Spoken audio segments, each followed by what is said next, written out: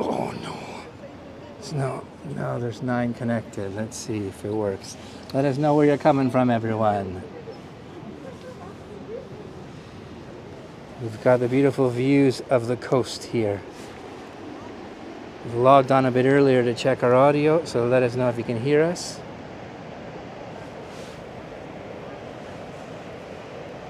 Hi, Catherine, good to see you. We'll turn around the screen in a bit to give the intro once we started in 5 minutes. My friend Mark's here as well. Say hi, Mark.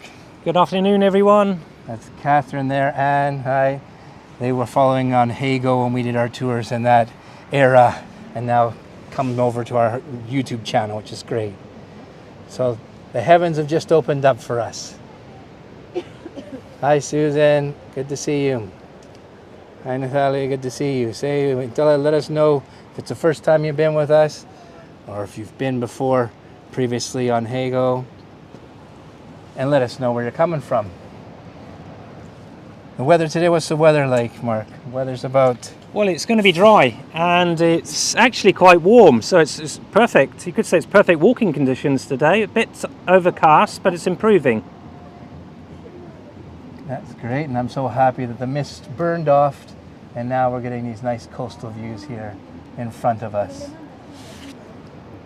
We'll wait a little longer for everyone to log in, and we'll turn around and show you what we're going to be focusing in at, our little route walking along Baiona. A little glimpse there as well. And Natalia, I found you back here from the Netherlands. Yes, good to see that you found us again. I'm going to turn the camera around now so you can see us. This is a monument where you can get spectacular views here, and you're going to see firsthand with us. Go. There we are. Well, Sean here. How are you doing? And this is my friend Mark. Hello. And we're going to be talking about the Camino and more and beyond in Baiona here. Let's get this gimbal around right there. We go. You can see the beautiful views through the pine and eucalyptus trees behind us and all the granite surrounding us. And with this beautiful monument we're going to show you here. And look at the sun's coming on it now. That's going to be brilliant. So if you're just logging in, let us know where you're coming from. Hi, Anne. She's coming from Ontario. She was with us on the Hago days as well. Hi. Hi, Margaret. Good to see you from London. Yeah, it's great. Let us know where you're all coming from. We love to see how this connectivity and being able to do things virtually. This is Mark again, everyone. Mark and Sean here in Baiona. And we're lucky that the day has just opened for us, the afternoon, for our walk. It's always nice walking and not getting wet, isn't it? On the Camino, it must be hard. Yeah, although we are in Spain. Although, yes, we're in Galicia as well, so it can rain here, and we're on the coast. But today, we don't have to worry about the rain. Yeah, lucky us. I'm on and off the Camino quite a bit. My thing's more eating, isn't it? Hence the name, Eat and Walkabout. But I do enjoy walking, and all these Camino trails are so picturesque and so many to choose from. And we're even going to show you all the different trails that there is. So we've still got a couple more minutes. If anyone has any questions, go right ahead. And as you're logging in, let us know where you're coming from. I might even have to put on my sunglasses in the long run. That's good. So we're up at a vantage point here where we can see over the coast and down to where we're going to walk right through Baiona, through the village. So this is where I thought will be a good place to start, because we're really off the Camino, well, in between Caminos, and it's a good way to get a visual picture over top. Started snowing where you are, Anne? Wow, it must be minus over there. Here is about 15, 14 degrees Celsius when I first arrived. Probably about 16 now. Yeah, about 60 degrees Fahrenheit. But this area of Spain, of course, is very humid in Galicia, so we get a lot of humidity level, lots of rain. That's why it's so green, like behind us. So if you just logged in, let us know where you're coming from. Mark and Sean here in Baiona. We're going to take on a little walk on, what day is this day? It's St. Patrick's Day. I didn't even realize I planned it on St. Patrick's Day. So you see I've got my green on. Where's your green, Mark? Bad boy. Yeah. Yeah, we're going to enjoy a nice walk and talk all about the Camino and Baiona. So everyone, first of all, sound check. You can hear us both okay. Thumbs up if you can hear good, and the visuals are good. Brilliant. One more minute and then we'll get our full intro, and then we're gonna go actually up to, you're gonna get a surprise. We're gonna go up a tiny staircase, see if I can fit through it. No, I almost got stuck. We almost didn't be able to start the virtual tour. But it's an adventure, always an adventure, even virtually with us. Hi, and from Toronto as well, we've got London, Toronto, Ontario. That's great, all over the place. All good, great. We always like to do our little sound check beforehand and visuals. And we'll have to see going up here. We did a test beforehand going up the spiral stairs at the top of the statue, and it was good. So all right, everyone, we're live, 5:30. Well, welcome again to our channel here at Eat and Walkabout. Today we're in Baiona, Galicia, Spain. My name's Sean. You've probably been with me before. Well, some of you have. I can see by your names. I do food, wine, and walking tours through Galicia, originally from Vancouver, Canada, but I've lived here for 25 years. And my friend Mark behind me, he can tell you a bit about himself. Oh yeah, well I do food as well, gastronomy, videography. I take videos like Sean sometimes, and they tell me that I'm a Camino expert.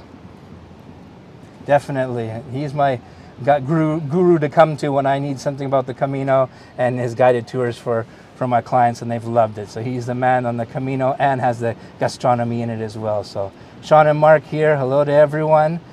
Benvidos here to Galicia, to Baiona. And now we're going to show you a little map. Hi from Florida, good to see you, Chris, from Vancouver.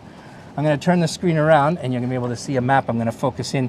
So those of you who don't know what the Camino de Santiago is, there's quite a few of them. So we're going to show you on actually the pilgrim's passport called the credentials.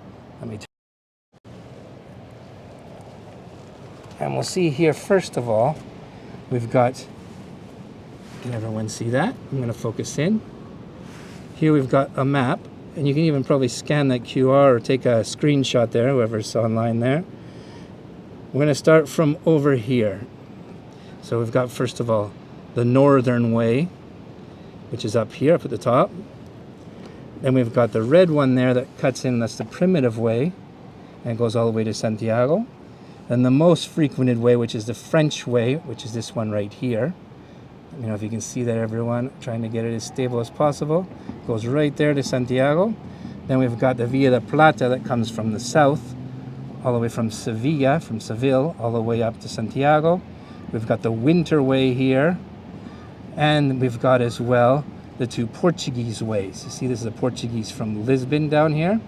Lisbon all the way up to Santiago. And then right here where we got, Mark, the last one, the most important where we are. We're on the Portuguese coastal way, and there you are. You can see Baiona where we are, which is about 130 kilometers to Santiago de Compostela. So you can start this from Baiona because that's the amount. You need at least 100 kilometers, no, Mark, to be able to get the Compostela at the end. 100 kilometers if you're walking, 200 kilometers if you're by bike. And 100 by horseback as well, I think it is. 100 by horseback as well, yeah. So you can opt to either do the inland Portuguese way from all the way down to Lisbon, or start even in Porto or Baiona and do the coastal way. So those are all the 7 ways that come outside of the borders of Galicia. And then if we turn the page here, this is actually the credentials of the pilgrims, like the pilgrim passport that we're going to show you later, because we're going to get a stamp inside the church here of Santa Maria. So you'll get another view of this. So this is the borders of Galicia here. It's all the region. And you see there's actually 9 paths this time. So all the ones that we just mentioned coming into Galicia, but then we have this one here, which is the English way. See, the English way, because the English used to come all the way, sail over and start in Ferrol or A Coruña and walk all the way down. And then there's even one that extends all the way on to Land's End. Right? You're saying, Mark, there you're saying that one you have to go through Murcia, no, if you want to get a Compostela? Yeah, you can actually get a Compostela if you start in Murcia, and if you go via the Cabo Fistera, because that's 120 kilometers, so that's more than 100 kilometers. Now some pilgrims, when they finish in Santiago, they want to go on, as you say, to the end of the world, as the Romans used to say, to Finisterre. So there are, so it's double marked. So you can go either way, but it's becoming more common to go from Santiago on to the Finisterre and then or Muxia, or both. Following to the end of the earth, so the lands ends even before the Romans. The Celts used to do it as well, as you know, in Scotland, Ireland, Wales, they have Land's End too. So they used to follow the stars to the end. So there we go, there's a little map there, and we can see in the last little map is of all the routes of Santiago, of St. James, that get to Santiago. We won't get into explaining all those ones, no. We'll be here all day, and we want to show you the nice sights here in Baiona. But there we go. And here's again the pilgrim's passport. So it's really where you get the stamps on in each place as you go along on the trail. And we're going to actually get a stamp today virtually with you. So we'll put that away now, and we're going to focus around. So those of you just logged in, Sean and Mark here in Baiona. And now we are up at the beautiful site of the Virgin of the Rock, the Virgen da Roca. So tell us a bit about this, Mark. Right, well it was actually inaugurated in 1930, so it's been up and running from 1930. It's the work of the Galician architect Antonio Palacios, who's from Perino, which happens also to be on the Portuguese way. Now it's 15 meters high. Now we're going to go round to the front of it because it's of the Virgin Mary, and she's carrying a boat in her right hand. Now this is a granite monument, granite stone, which is the prevailing rock in Galicia. But you may notice now we've got the hands of the Virgin Mary 50 meters above ground, and they are white because they are, along with the face of the Virgin, they are made of marble.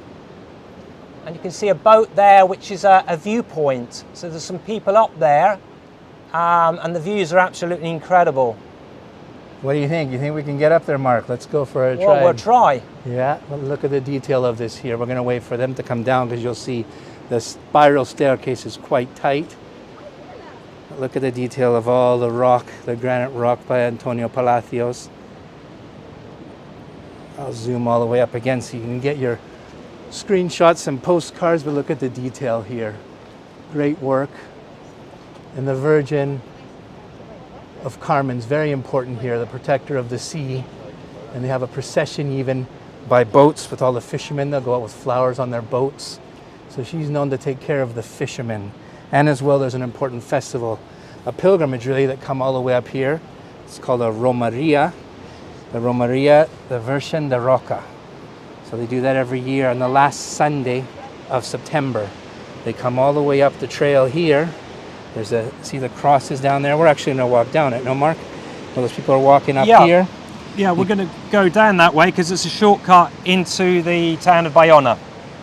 And then you get these spectacular views. That is the Cias Islands in front of us, an archipelago of 3 islands there that we'll talk about as well when we get different views. And 2 other islands protecting the bay of Baiona, as the Islas Estelas, the Isla de Fora y de Dentro. And then we've got beautiful bay coming in here. And we're going to get on to this at the top, I think. Let's see if we can get up to the top and we'll explain from there. There's still people up at the top? Yeah, there is a lady admiring the view still. Yeah, it's hard to come down after all these views there. Just beautiful. And we got all the pine and eucalyptus. So there's the part of the way we can show them here. How the yellow path there. So that's where you can do it if you're doing it by bike now. Yeah, so way. You know the route, the coastal way comes up from the south, from Portugal. So we're not that far from the Portuguese border, about 30 kilometers from the border town of Aguarda. The other side of the border is Camino. So the pilgrims have got to go across the River Minho into Galicia and then up the coast line. Now, just before Baiona, at the Terrasso Atlantico Hotel, just before there, the Camino goes up over the hill via Barredo, because it's a shortcut. But many pilgrims have an option. They can either try the harder route, the official route, or they can carry along the cycle track. There you can see a cyclist now passing, Oh, yeah, there's one because there. it's nice and flat as you come into Baiona. So in fact there's two routes, and we're going to be having a look at them in a minute. So we're like in between both of the coastal routes. So we're off the actual Camino path, but it's a detour where you can enjoy the look. Now we're going to see if we can go up to... We're going to go up to the top now. Is there someone still up there, Mark? See if there's anyone there, and we're going to take our way up. We're clear? Low. I think we're clear. Watch the tightness of this, everyone. Ah, there's three up at the top. Coming down. Yeah, they're coming down now. So Space we'll wait a back second. Got three at the Ali. top, and then when they're coming Despero. down, we'll go up, because there's no way I'm going to get by them. Just a second. It's a tight spiral stair up to the top, but well worth it. Well worth the views. So you can see there's the entrance fee there. Inglaterra. €50, and it opens in the afternoon starting at 4. And you see the hours there as well, 11 in the morning till 2 o'clock, and then 4 till 6:30. So it's a good little detour and well worth the views. Once you get up to the top, even from here, of course, if you don't have time to go all the way up to the top of the hand. But we're going to do it with you virtually. So if anyone just logged in, let us know where you're coming from. And has anyone done the Camino before? That's something that would be interesting to know. And if you've done a Camino, which one? So here I'll explain a little bit there what's in front of us, and we're going to get a view, even better view up at the top. That's all the town of Baiona down here, that we're going to talk about Baiona as we walk down. And this is where it all originated, where the whole town originated, because that used to be an ancient Celtic hill fort from 2nd century BC in Monte do Boi. And then later on, they built the castle walls. There was a castle in the 10th century and a fort. And then after it turned into the palace of the Counts of Gondomar. I'm going to zoom in. Okay, And Sean, now- we're ready. Okay, we're ready. Let's continue this upstairs. We're ready to go up. Hold on to your seats, everyone. We're going to go right up to the top of there, virtually. What time is it here? Time now is just 5:45. Okay, let's go. Look how tight this is. You can see I don't have much shoulder room in here. We're going through a cave right up to the top, all granite. Now, Mark was saying that they walked the Portuguese way from Guarda. Oh, just down the coast. Yep, fantastic. Yeah, still quite a long walk from there, about 160 kilometers. Santa Maria. Look at these stairs here. All granite, spiraling round.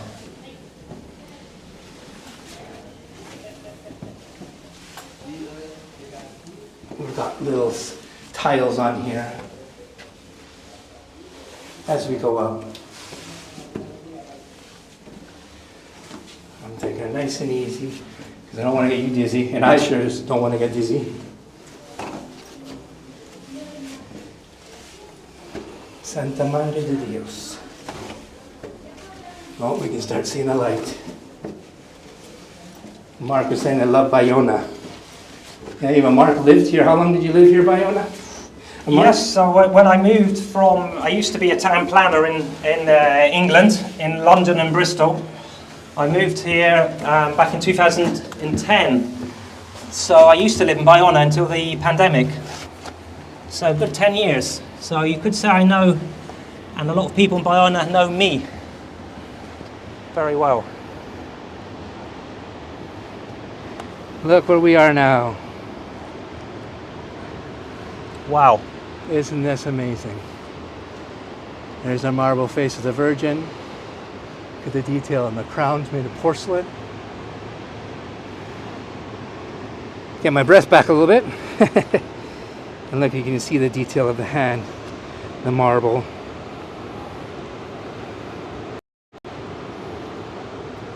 Look at that. And now what we came, the views. So I'll start from over here again. That's the Cies, the CIES Islands, an archipelago of 3 islands, which is San Martino, Faro, and Monteagudo. They are nature reserve parks since 1980, and they're part of other archipelagos to the next bay. One called Ons, there's 2 islands. Another archipelago called Salvara and Cortegada. They're known as Atlantic Islands Park. I'm going to zoom in. If you've done virtual tours with us before, with Tina and I, my son, he's told you all about this because we've done from another lookout point way over in that peak here. Way over here. We went to visit a hill fort. Oh, you're more than welcome bringing you back here. And now we've got 2 other islands. I'll zoom out. That's the Isla de Fora, Isla Denta, the Isla de Estelas, and they protect the bay. So they've got all floral fauna. You can get over to the islands of the Cies by ferries in the summertime from Baiona, and as well from Vigo. Summertime and spring. And spring they'll be starting in Semana Santa, Easter now, all the boats. It's a big attraction here. So now we've got the beautiful Bay of Baiona. No, Mark, well, this is, well, apart from a sailing destination, nautical club, it's as well a fishing town, isn't it? It's always been a fishing town. Yeah, so the origin, the name Baiona is interesting. It's a Celtic term, which means, bai is bay, bai, ona. Ona is safe, the word safe, so it's the safe bay, Baiona. Yeah, look at the bay all enclosed there, the safe bay. And Natalie, we're asking how high are we? We're about 15 meters right now. From the sea level, it's about another 100 meters, so we're about 115 meters. See there? And there's the trail that goes all the way along there.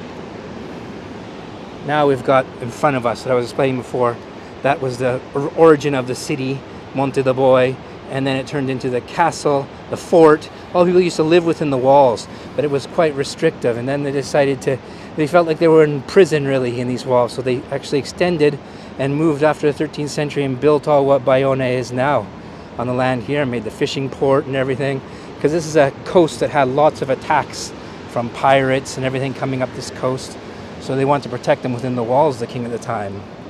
Now it is a beautiful location to stay. This is have you heard of a Parador, anyone? The Parador is a chain of historic hotels owned by the government. They started in 1926, I think it is, and this one here was 1966, where they bought it over and turned, which used to be the palace of the Counts of Gondomar, into a 4-star hotel. And look at the views you got.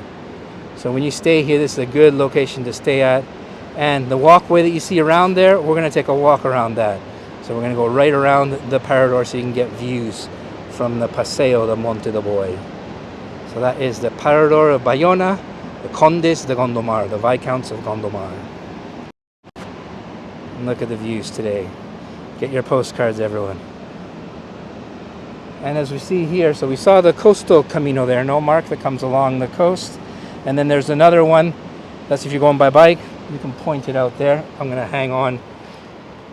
Yes, because the great views that we've got, we can actually see the official Camino come in from the south. So from Aguarda, it goes over the hill and via Baiona, and where I have my finger there, the brow of the hill. So below the peak, there, the stony peak, the Camino comes in where those houses are, and it follows the contour line along to that white painted house there, and then you can see the lane that curves its way down. And that lane goes all the way down into the centre of Baiona, where the football fields. It comes out with a football field, and then it heads towards the 2 churches that we can see in the square, Santa Liberata Square.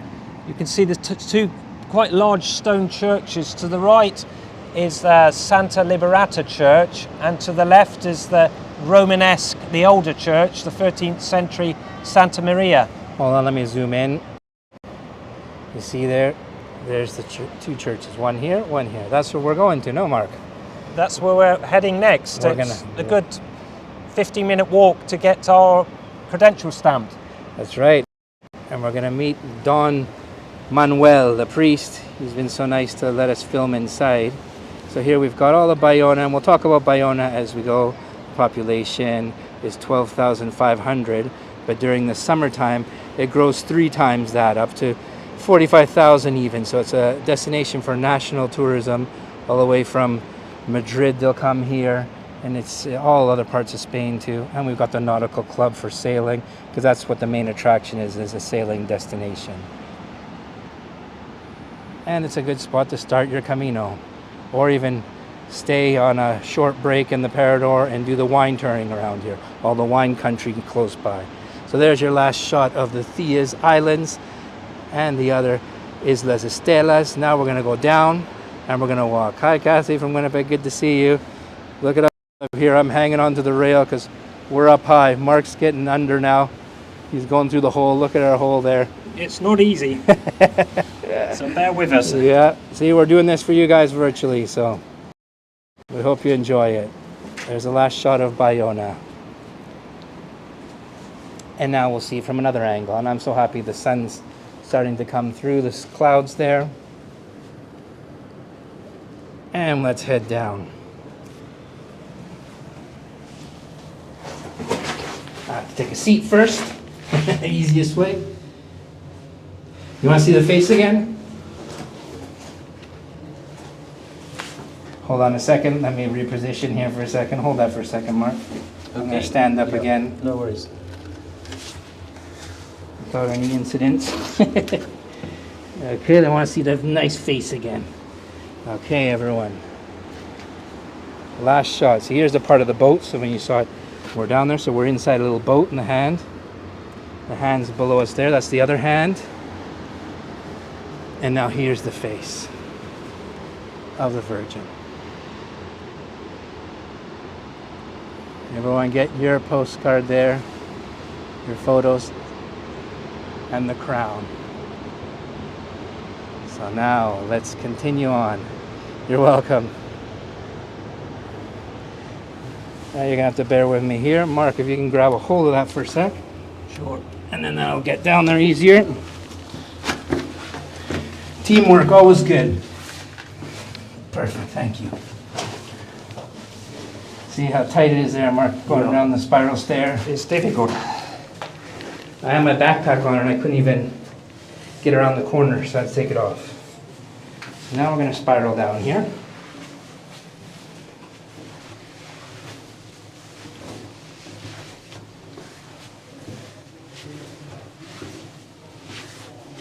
This is a nice surprise with the Tourism of Baiona. Thanks to them, they got us to be able to come inside here and see up at the top and film. Made it. Made it sound safe and sound. Phew. I gotta watch these little stairs, my big clumsy feet. Gracias, José Luis. Igualmente, gracias. Mark says, Mark, you've got beautiful blue eyes. Thank you. That'll be my Scottish-born eyes. Thank you. Now we're heading down. We can get down this way, no? Around. Yes. Yeah. It's open because it's nice and calm now. So there's no wind. So we've got the go ahead to do a little shortcut. Good.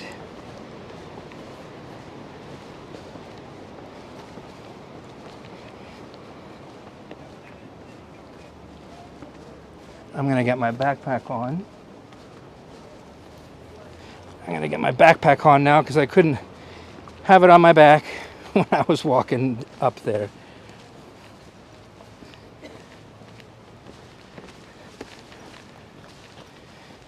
Mark's a fast walker, you can see, look, he's already leaving me behind. We had some winds here. Follow the yellow arrow. Here, hold that for a second. Again, Mark, I'm gonna put my backpack on there. Just hold it right like that.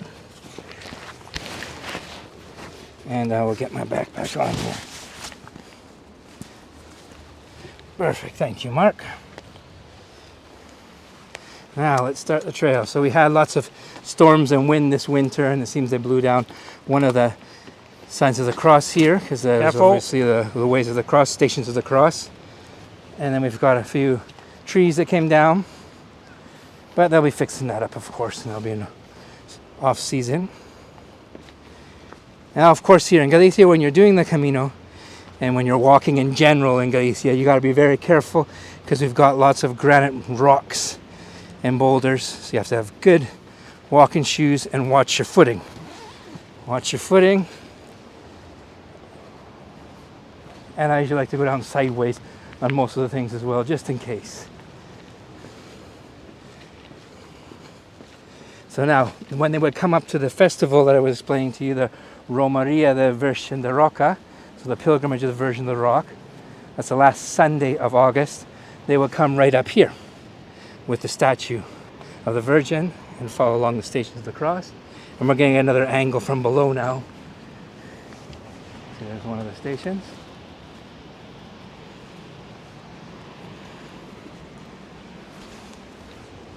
And we've got there behind, you see where we came from. That's the back side of the Virgin of the Rock. Now it's actually quite wavy still. The other day when I came here, we were gonna do this last Sunday, but there was no way. It was just like 8-meter waves, 7 to 8, crashing in, and very windy. And this is where it's good with no wind. What about the rain? Yeah, and the rain. Rain's terrible with virtual touring, but we're lucky here. And the mist burned off. So you can see it's right on a granite outcrop. The name of this hill is the Susana Hill. And the name of the structure again is the Virgin of the Rock. In Galician it's the Virgen da Roca. Built by Antonio Palacios. Beautiful views, isn't it? Everyone walking along this. Look how close we are to the coast, of course. So there's a nice little detour that Mark told me and said, look, you can take this to come up and see the viewpoint and then continue on the Camino. And look at the peaceful views, all the nature. I'm going to come right around here so you get the view of the front.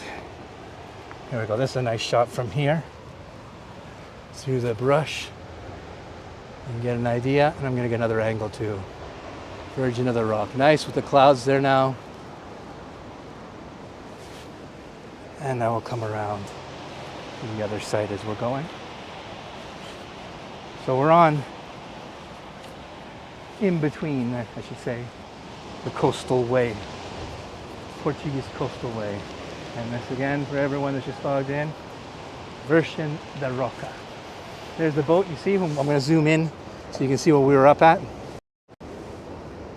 See there? People up there? That's where we were. Right up at the very top. Zoom out again. I always say zoom in, zoom out because it does a little cut off right when I zoom in and out, so try to not talk in between.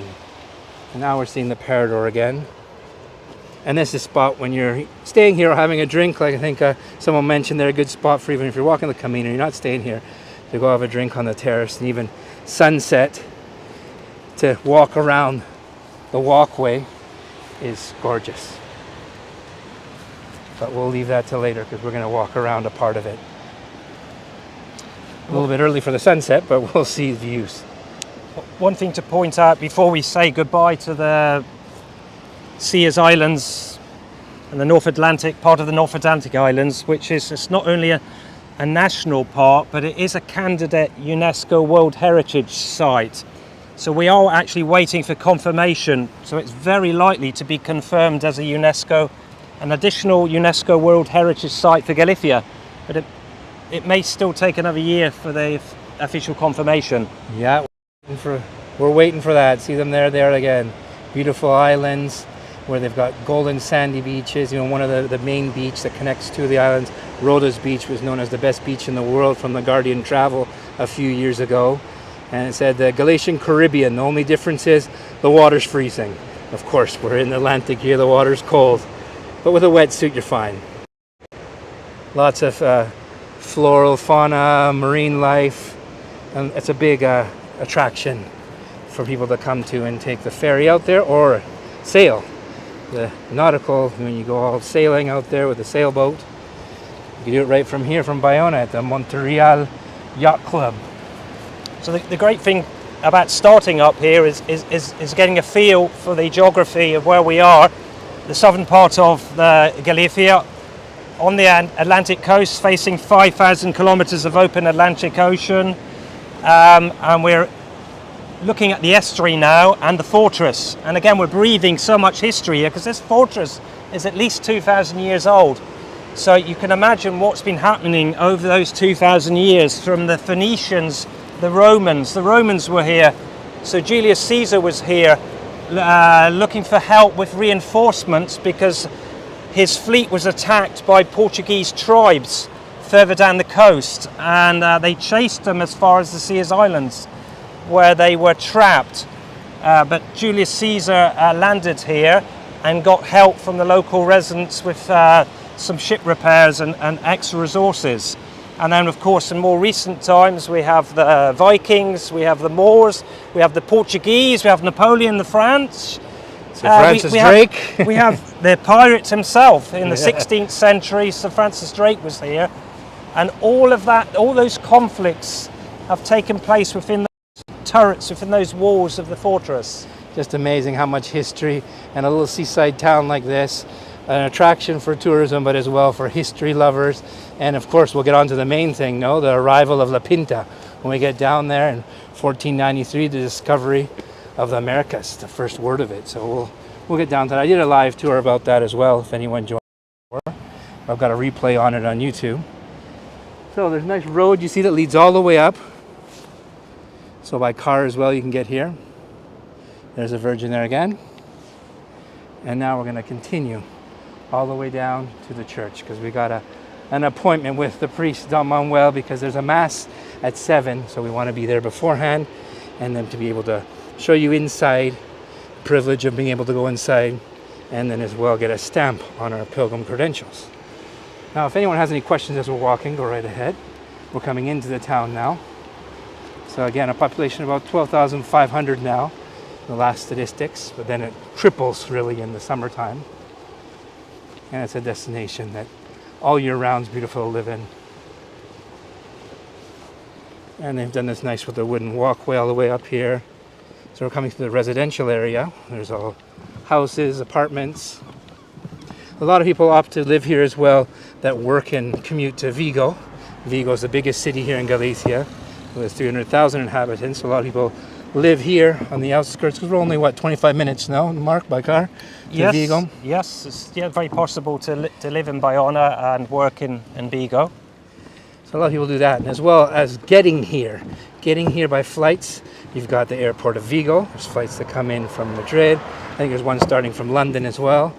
And then as well, you can come through Porto in Portugal because you're only an hour, 15 hour, 20 minutes away. A lot of people fly in there and then they get transferred up to Baiona. If they don't want to walk the whole portion of the coastal way from Porto, they can start from here, being 130 kilometers.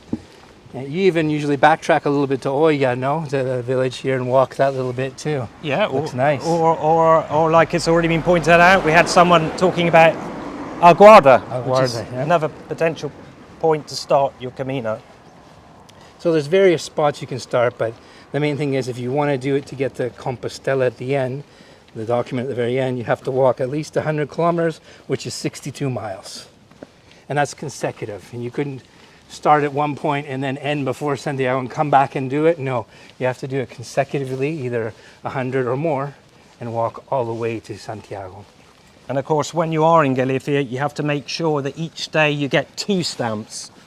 That's so right. The rest of Spain, it's just officially it's just 1 stamp. Obviously, pilgrims like to fill up their credential, so people like to get quite a few stamps to make sure that their credential is nice and full.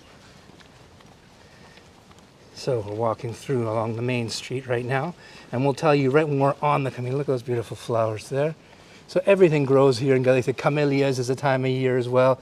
The camellia trees grow very nice in the winter time, and then in the late spring, early spring, I should say. But being a microclimate where everything grows. And now someone's asking here, how long would it take to do the 100 full kilometers, Mark? Now, I like to say that there's no hard and fast rule as to how many days you should take to do your Camino, because everyone is different. Everyone walks at a different pace, different age groups. So, so my advice is, don't worry too much about time. You know, do what you're comfortable with, how many kilometers you're comfortable with, or miles per day.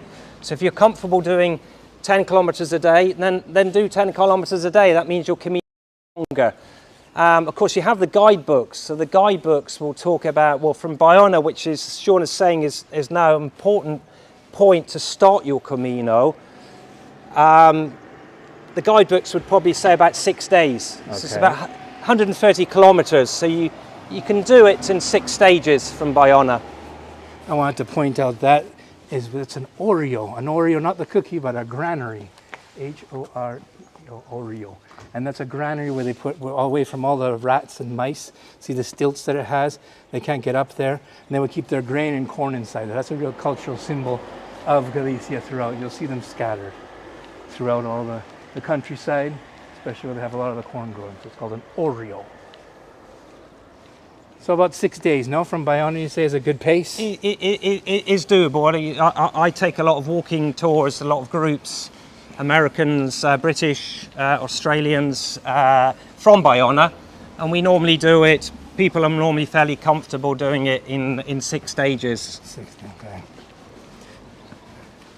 And that's about more or less how many kilometers a stage? Well, the first stage is probably the longest day. From Baiona to Vigo, it can be, if you're walking from hotel to hotel, it could take you up to 30 kilometers. Okay. The first day. The other days, yes, normally about 20 kilometers or so, which is, 12 miles. Nice little houses. And you can see the name of the street dedicated to the statue. Rua, which means calle in Spanish, Rua is in Galician, and Virgen de Roca. So now we're coming right down. This little part here is where we come into the residential area. So you're walking on trails, through villages, through streets, all different types of terrain. Now on the Camino, Mark, it changes quite a bit. Yeah, well, I'll come on to the statistics about the Camino and what's been happening over the last few years, and give you some feel of how many pilgrims are doing the Caminos. Because it's certainly true that the Portuguese coastway is becoming a lot more popular, because it is a relatively easier Camino. Mm-hmm. If you start in Porto and you're going up along, if you follow the coast, especially along the boardwalks, it's relatively flat when you get to Galicia. From Baiona and Vigo, it can get more hilly towards Santiago, so the terrain is mixed. Here's nice and flat, this part from Baiona. And here we've got all the nice apartments and parks for the kids there as well. So beautiful little town to live in too. A lot of people have holiday homes here. A lot of my American clients or British clients that come to Baiona tell me, Mark, it's such a lovely place. We want to live here when we retire. And of course, yeah, a lot of Spanish people that are retired do have holiday homes here, or they come and retire here. A lot of people from Madrid especially have holiday homes. So it can get very busy, Baiona, in July and August especially. The rest of the year it's still relatively unexploited. Yeah, we got a question here, Mark, from Kathy. So where do you obtain the credentials you're talking about? Does one register somewhere before beginning their walk? That's a very good question, because increasingly, because we're talking about Baiona, which is a increasingly popular place to start your Camino. So it is now very easy to get your credential in Baiona. Now, where do you get your credential in Baiona? Well, many of the hotels, so if you ask your hotel you're staying in, the reception team will have a stock of credentials for you. Now, if they did run out of their credentials, there's other options as well. There's the tourist office, so you can go to the local tourist office during working hours. Or, where we're going now, we're going to take you to the priest, Father Manuel, and the church will give you a credential. So there's no problem whatsoever nowadays getting your credential, especially if you're starting in a popular destination, starting point. It might be harder depending on where you intend to start, so you may need to do some planning in advance. So there's a Camino de Santiago forum has a shop, so you can look at this online. Camino de Santiago, if you do a search, Camino de Santiago forum, they have a shop. You can buy a credential online, And they'll send it to you. and they'll ship you that's out, no problem, to Canada, America, or London, wherever you happen to be. Now look where we are. So we're on the trail now, the official trail, no, Mark? Right, yeah, so we've got the iconic symbols. We've got the yellow arrow and we've got the scallop shell. So the two iconic symbols of the Camino de Santiago. The yellow arrow, which was is a relatively modern, recent invention by the priest, a Galician priest in Sobrero, the parish of Sobrero Church, Father Elias Valinho, San Pedro. They invented the yellow arrow back in the 80s. And then you've got the iconic scallop shell. The significance of the scallop shell with the Camino. Well, there's legends, there's myths, there's lots of commentaries about its importance, its significance. So it had many practical purposes, the scallop shell, because obviously pilgrims used to walk with the scallop shell, and he would use it as a plate. So it would be used for scooping up water from the fountain, or if they went to a church in ancient times, the church would give them some food, and it was a good way of measuring the quantity of food that they could give. So it has different meanings. Santiago actually rescued a knight from the sea, and the knight was covered in scallop shells. So the scallop shell, all routes, caminos, run to Santiago de Compostela. So you can see all the different routes to Santiago. This one is actually not been installed properly because Santiago is not that way. It's you follow the yellow arrow. So if there is any doubt, always follow the yellow arrow. Yeah. So some of the scallop shell tiles that they put in, the person that was putting it, they put it around the wrong way. So yeah. We'll show you one the right way as well. So this is where you come down, no? The street here you were saying? That's where the official Camino comes down from the hills. From the hills? And this is where it meets, and we come into Baiona now. So that's the first marker. Right ahead is where the old town is. The entrance to the old town where the church is. Now we're going to go to the church just because we get there before Mass. I can playing football, soccer over there in Canada and the States. So they got their teams here. Irizana, no? Irizana is the name? Irizana, yeah, the name of the local football team. That was the first name of the whole town here before it was named Real Baiona, Royal Baiona, from Alfonso IX. Now, as Sean was saying, before we had the Camino de Santiago, now we're going to go into the church and we can talk a bit more about the history, because Baiona has a lot to do with the history of the pilgrimage. But before we had the Camino de Santiago, we have all the pagan rituals that Sean was mentioning, and the people were always fascinated by the sun, with the sun setting. Where did the sun go? And hence, as the Romans coined, people would go to the end of the world, Cabo Fistera, in search of where the sun sets. So there's a lot of tradition that predate the Camino de Santiago. So the scallop shell has significance in that context as well, because you've got the scallop shell is also related to the sun and fertility and pagan rituals. Such a historic way, and they used to be the Land's Enders, like we both mentioned. They go all the way to the end of the earth. See, there's another marker there, and we're going to continue right all the way to the Santa Maria, but I want to show you here. So that tile was installed right, no, Mark? That's right, because all the Caminos are heading to Santiago, so they're pointing the right way now. A screenshot of that one. They tiled that one right. The ways pointing, because all these grooves of like a scallop shell are like leading the ways, all the different ways to Santiago. So let's go through here now. And now the sun's come out. Brilliant.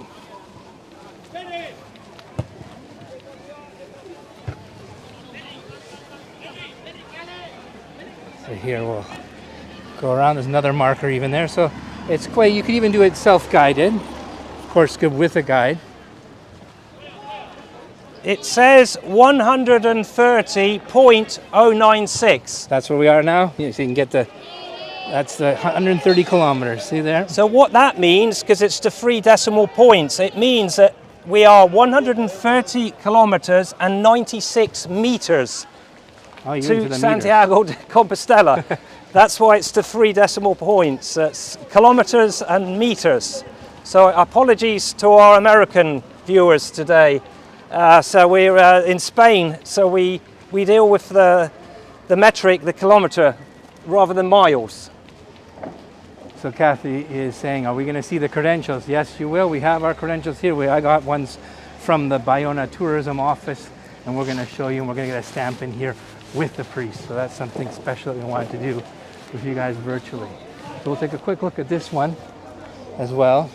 So this little church here, what's the name of this one, Mark? Well, we're in Santa Liberata Square, so, you know, at the entrance to the old town. So this is they call it a chapel, but you can see it's huge. That's quite so well, I call it a church. So it says Santa Liberata Church, and it's a homage. So it was built in about 1695, so 17th century. So it's a homage to the 9 sisters that were martyred. So they were killed by the Romans during the Roman period. Because they didn't renounce their Catholic faith. And in fact, one of the sisters, Liberata, was actually crucified. So this is a homage to all of the sisters that died. Beautiful granite architecture again. And we'll take a peek inside. We've got to get into the church because we've got the Father Manuel waiting for us. But look at that, peaceful, beautiful. Get your screenshot there of the altar. And we will head into the next one, into Santa Maria. Beautiful detail on the doors. What you can't see very clearly above the altar is Santiago the Apostle on horseback. Yeah, I can get that. So it's the big image right at the top. So there's 2 typical images of Santiago the Apostle as a pilgrim with his walking gear and his walking stick. And then there's the other image of Santiago, the Moor Slayer, so on horseback with his sword that intervened in key moments in the key battles between the Christians and the Moors, as Spain came with these different historical periods between being Christian with the Christian kings. That was the big impetus to promote the Camino de Santiago, and many of the Moors that controlled southern Spain or central Spain, and incursions between the two invasions and conflicts over the centuries. Yeah, beautiful, isn't it? Another nice, so many chapels and churches along the way. And here, right next to each other, we've got 2 in Baiona. Okay, we want to get to the church now, because at 6:30 you start the rosary, and then 7 o'clock is Mass. So we don't want to disturb them with Mass. Oh, you're more than welcome. And we're going to do a walk still. It's not ended. We're going to get a stamp on our credentials, and we're going to take a walk all the way around the parador that you saw there. So we're going to stick on longer than planned. But this is the thing with these virtual things, it always happens a little bit longer. I like to show you as much as I can. So now what are we looking at here, Mark? So we're looking at Santa Maria Church, which is a very old church. So it dates back again to the 13th century. And you can see from its main principal facade, it's Romanesque design. And it's got a lot of history associated with the Camino de Santiago, being again from the 13th century when the Camino started taking off, the French way started taking off in that period. And so the stonemasons have even left on the pillars some of the symbolic, iconic images of the Santiago, the scallop shells. So originally on the pillarwork inside. And of course you've got the images again of Santiago the Apostle. To the left of the altar there's a nice image of Santiago the Pilgrim. Yeah, we're going to go in and see that. Now we get a more panoramic view here. Take your screenshots there, and we're going to go inside. Mark, why don't you go and see inside if he's there, and then we'll come in quickly. We're going to take a peek in and see if the priest is there. Manuel, Don Manuel.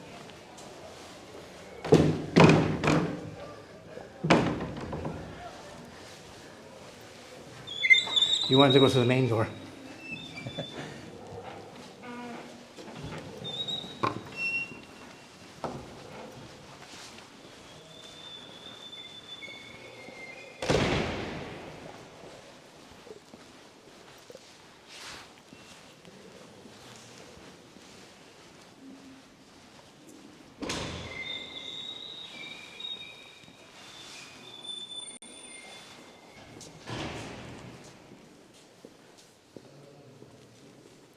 To be quiet now, everyone, of course. Here it shows little diagrams of the church and even all the marks of what are called the canteros, stone masons. Estamos de ya me explicaron que nos han ayudado. Sí, Reimbursed from what they've built. cortaste tu pelo. Qué guapo. ¿Eh? Cortaste tu pelo. Cortaste tu pelo. Qué guapo. No, el pelo ya lo tenía cortado hace muchos años. Ya cuando me conociste ya lo tenía. Sí, bueno, como tú sabes, Vais a hacer ahora el... sí, está en directo ahora. Voy a coger. ¿Vas a esperar aquí? Encender las luces. Vale. And we can see the Te rose busco. window. Just before Mass here.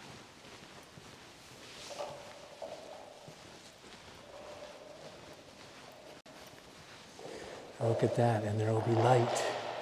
Don Manuel said he would put the lights on for us, and he did. Look at this, everyone.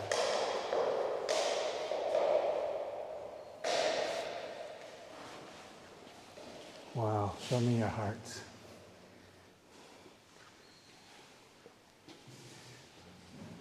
So the symbols were all from the stonemasons that did building to this chapel.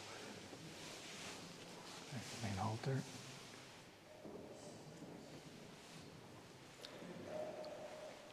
What do you think, everyone?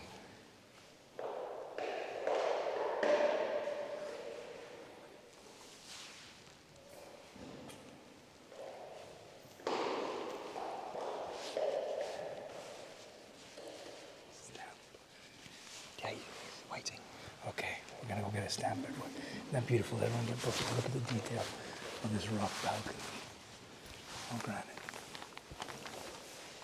I'm going to show you the stonemason. There is a original image of the scallop shell there. For example, there's a lot of.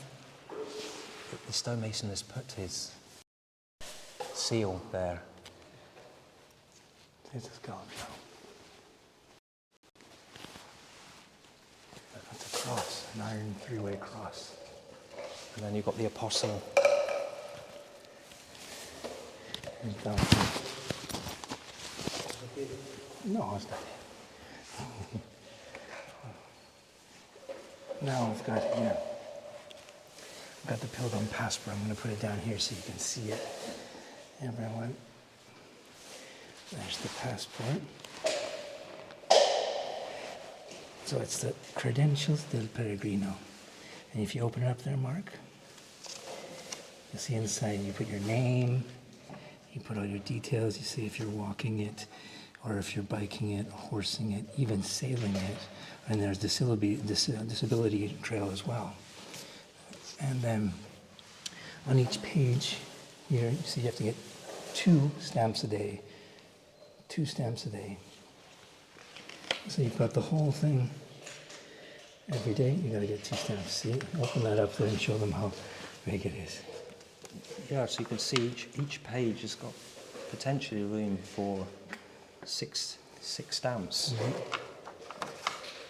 So you can work out the capacity and the number of pages. Yeah, wow, so the people doing it a long way. So you would show that at the end, and they would give you the Compostela. Father Manuel is waiting in his special room. Oh, okay, let's Oh, go. he's coming. He's coming now. We don't want to make him wait any longer. Let's see the sign of the cross here. Preparing for the Mass. Here's Don Manuel. He's going to put the lights on. This is very special. We're very lucky to be able to have Don Manuel do this for us. Look at that. Ta-da.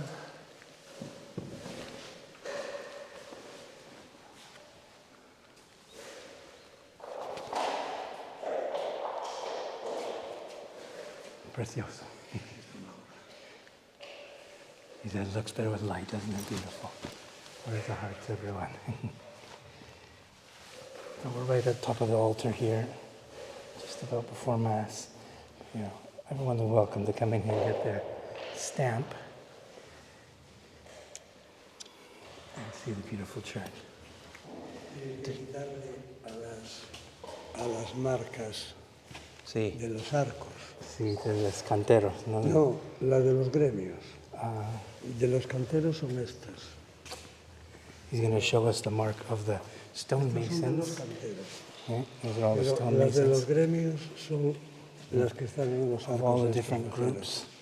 que son muy gremios, so they're interesantes. called La all around the escuadra, la altar. They're not plantilla, beautiful. el hacha, Sí. y son de los gremios. Sí, Y esas son más importantes. estoy explicando Spectacular how they put on the lights, isn't el it símbolo beautiful? del camino. Está, los And now, canteros everyone, we're going to get a no stamp. perciben los símbolos. Hay varios. Las hieras están en... Están ahí en dos columnas. I'm going to come up even closer Ahí os voy a to dar un papelito en inglés. Sí. Vamos a seguir ahora dentro. the detail of the Baroque altar here. Yes, here, Sean. Yeah, okay, here's the secret office. This is like going in behind the... Looks like we're in a Dan Brown movie.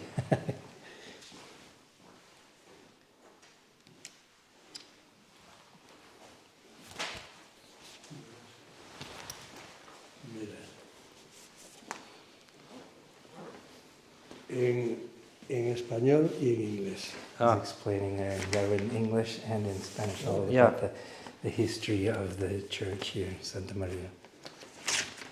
Para cada uno ya está. Ah, gracias, Samuel.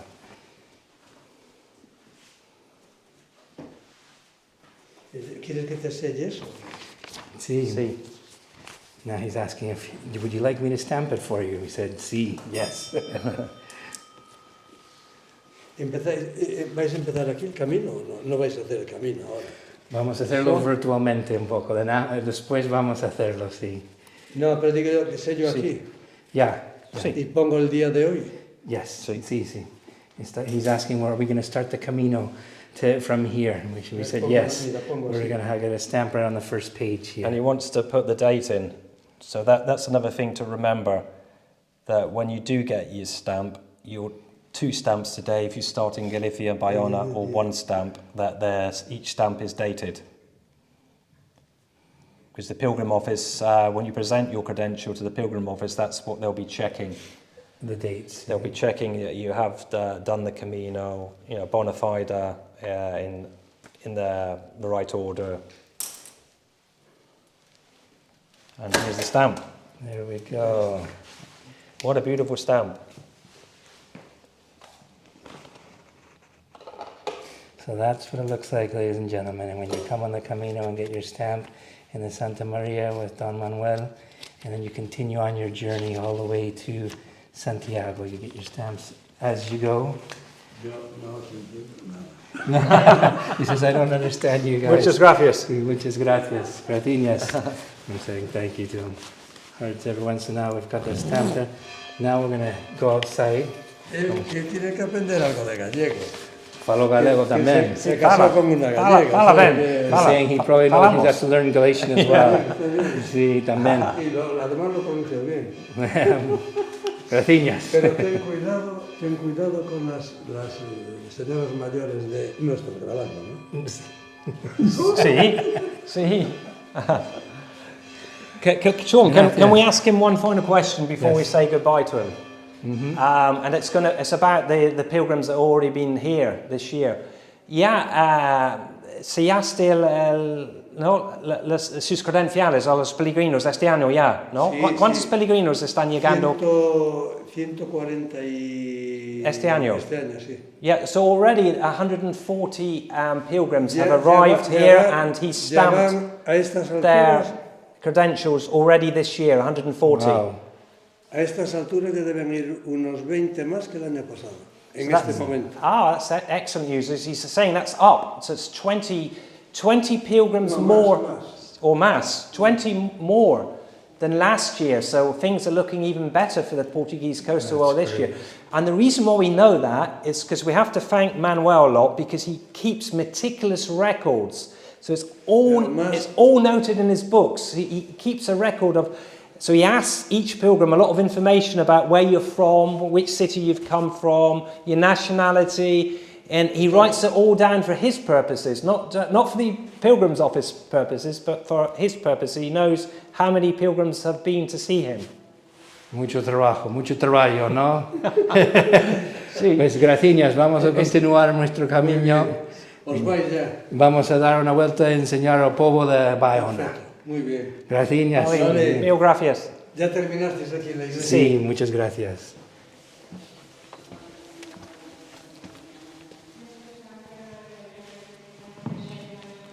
We'll let them do the rosary. That was so nice of them, wasn't it, everyone? And I'll show you here quickly. He is such a welcoming priest, just excellent, and a flagship of the Camino. You can see there's Santiago there as a pilgrim.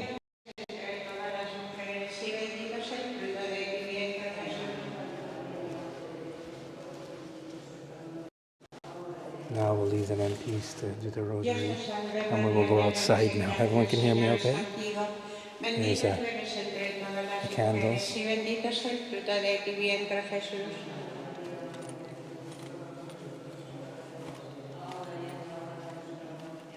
Dios te salve María, llena eres de gracia, el Señor es contigo.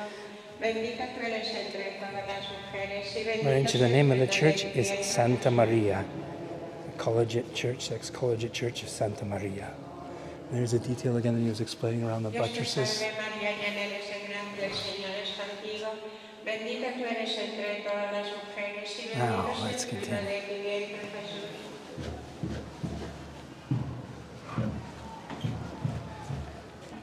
Well, that was a special treat, wasn't it, Mark? It sure was. Yeah, it's always nice for me to come back and talk to the Father Manuel, about things. That's great. The 140, he said already. Wow. That's pilgrims that have gone into the church then. Normally, you would go into the church before Mass to get your stamp and to go to Mass. Because that's when you know the priest will be around. Normally before Mass and of course after Mass, you can get him and get the stamp. But not every pilgrim would go to Mass. So, say some pilgrims will just have their stamp from the hotel or a local bar. So you don't have to have a stamp in the church. Or Show us your credential that you've got. Mark brought along with him the credential that he's got here from one of his last Caminos, of course. How many Caminos have you done, Mark? Have you lost count? Oh, I've lost count over the years, I'm afraid. Yes, I've done most Caminos, either filming them or walking or biking them.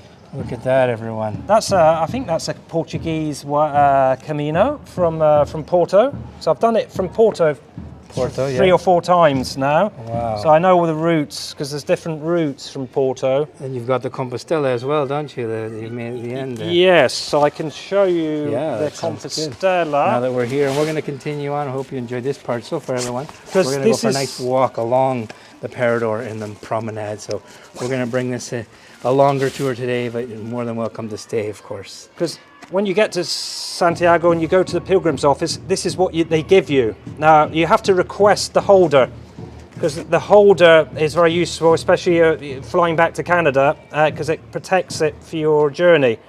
And it's very well designed. This is a special one. This was the Holy Year one. So it was a beautiful green colour. Now, you can get this in the pilgrim office or in all the gift shops around the cathedral. And it costs €2. The normal year, it's the same design, scallop shells, so it's normally blue colour. And then inside is where I store my goal. Hopefully, I think Irifan have just scored a goal, by the way. So the local team just scored there, looks like. The team in red. Now, actually, I requested a distance certificate as well. So this is the distance certificate. because it says exactly how many kilometers you've walked. That was 110 from Rivadavia, no? Yeah, so this is one from the Rivadavia where I live now, because I moved from Baiona into the mountains of Orense, and we're on a Camino there as well. So you can ask for a distance certificate, but it costs almighty €3. Oh, wow. So you could be spending €5. The Compostela they issue free. So this is your Compostela. A lot of people say, Mark, this isn't my name. Markham. That's not my name. My name's Mark. Well, it's because your Compostela is issued in Latin. So don't be surprised if your name doesn't correspond with what they've written down. I assure you it's in Latin. There we go, everyone. So you'll have to do the Camino to get one of those Compostelas and walk at least 100 kilometers, 62 miles.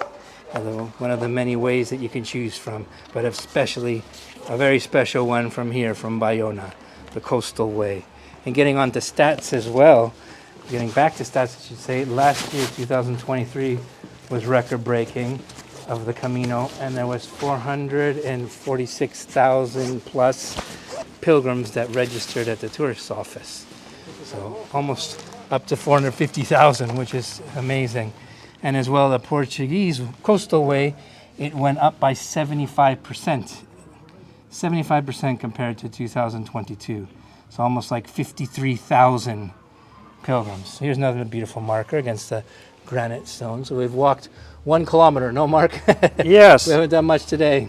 Well, I'm very impressed with the statistics you've given, because I was just about to present mine. I've written them down here on my mobile phone. I beat you to it. But you beat me to it, so well done for pointing out.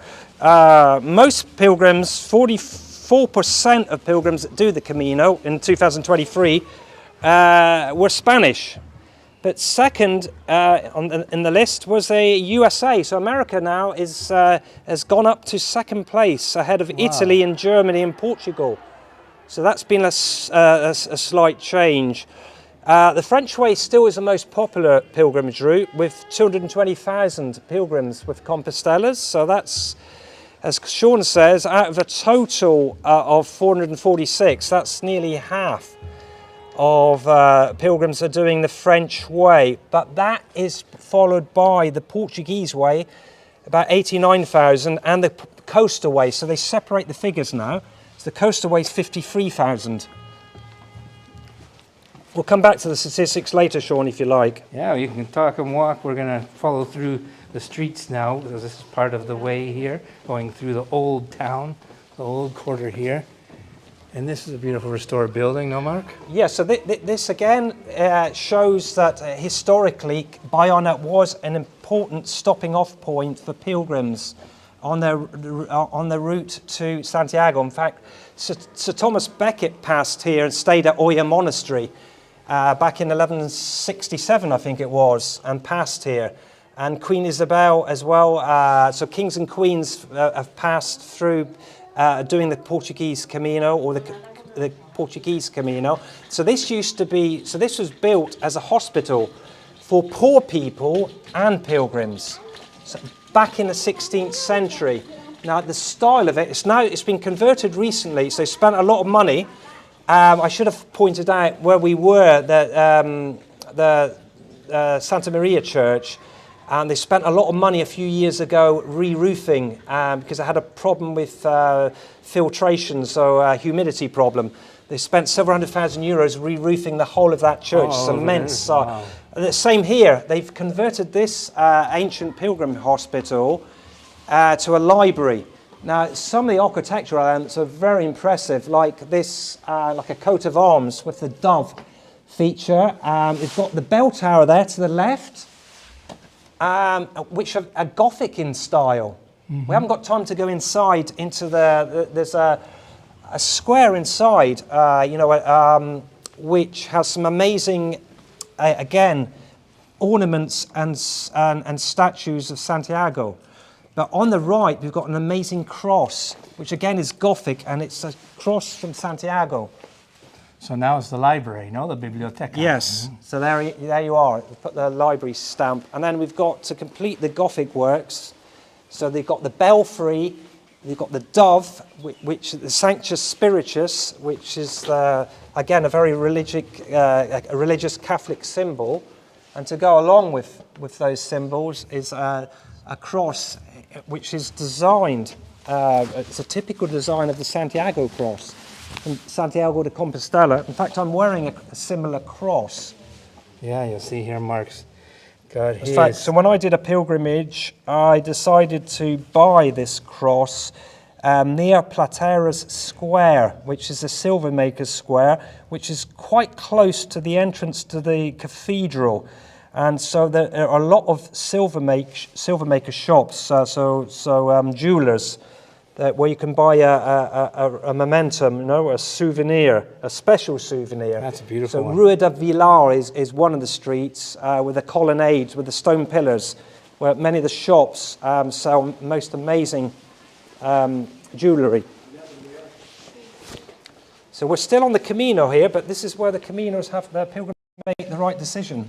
What's that decision, Mark? So, well, if we point the camera the other way, now we're coming to the key points. So which way do we go? Do we go left or do we go right? Well, there's a spoiler on the pipe there, no? There's a very faded yellow arrow, so... so that was hard, but you got to remember you're going if north. If you miss the yellow arrow and you're still confused, look on the floor. There we go. So when you go through a lot of towns and cities in Spain and in Galicia particularly, you can pick up the Camino on the floors as you go through. So this is a typical image that the stone was mounted on the stone is the bronze plaque, the scallop shell plaque. Now, very interestingly, I've just been updated that if you go to Santiago de Compostela now, a couple of weeks ago, the regional government has, in conjunction with Santiago de Compostela Council, have installed on all of the Caminos that arrive in Santiago to the cathedral, they've installed those scallop shells on the floors. So they've marked all Camino to the cathedral. That's only happened, so this is hot news about the Camino. They have finally put the Camino scallop shells on the floor on all the Caminos that run in from the old town into the cathedral. So right down this street here, we've got our town hall, of the Concello, Casa de Concello of Baiona. Yes, and that building was actually built in 1757 by a Mexican called Lorenzo Correo, who was a mayor in some obscure Mexican town, but he loved to go on his holidays to Baiona, don't we all? So he used to come on his holidays in the mid-18th century. Liked Baiona so much, he built his own summer residence, which is now being converted to the council offices. So that's a little detour. Even if you're walking through the old quarter, you can go there. It's not on the Camino, but it's right through the little old quarter. Now this is the actual road of the Camino, right through the old town of, see there's another marker there, you can, what Mark was saying, all the symbols throughout. And of course, as soon as you come into the town, all the bars are up here and all the signs trying to encourage you to stop for your lunch. So that bar on the left is very popular, pilgrim stopping point to refuel, have a drink and a meal. On the weekends here in Baiona and as well in the festival times. We just had a big festival, the most important festival called La Arribada, the arrival of La Pinta. We're going to see the replica down at the port there. So everyone, we're going to go way over time here. We said 1 hour. We're going to do a long one and go all the way down and show you all the streets. So usually all these are all set up during the Arribada with stalls, all wood stalls, with having chorizo sausages, all the wine. And then the weekends you've got all bars for tapas and everything. So quite lively throughout all these streets of the old town. Debbie was saying here, joined late but saw most of the tour. Thank you for the church and the priests. We're lovely. Nice to have you back. Oh, thank you, Debbie. Thanks for joining in. And we're going to go over time as well. And you can always see this on replay too, whoever needs to go. But we're going to be showing you things live now, right down at the port. So we're going to be going, right now we're still on the Camino, the coastal way, through the old part of town. And then we're going to show you the point where you would continue to go out of Baiona and continue all the way up to the next villages. But what we're going to do is take another detour off the Camino and show you the promenade down at the bottom there on a nice blue sky day now. We had fog in the morning. And here's a museum, isn't it, Mark, of the Casa Navigation, isn't it? Yeah, we've got the grounds to the Navigation Museum. So the museum tells you all about the fascinating history. As Sean says, Baiona has a lot of history associated with the sea, seafarers, sailors, and so there's a lot of exhibits about its sailing tradition and, of course, its fishing industry. This one's for sale. There we go, nice stone Galician house. Okay, let's continue our little walk. So the whole village here, like I say, after they decided to leave the fortress walls because they felt very confined in the Middle Ages, and they gradually moved on to land, as they called it, and made the whole village and spanned it throughout here. And of course, fishing being an important way of life for them here in this village. So it was more a fishing village than it was a nautical club or nautical village. Always having something to do with the sea, either working and fishing on it or sailing. And now we've got another nice building here, all the granite houses. So the Camino will continue all the way up that street there, wouldn't it, Mark? Yes. And again, you've got the scallop shells on the floor, the bronze plaques that we can follow. Yeah, We head out of the old town, out of Baiona. And here's a nice little fountain as well.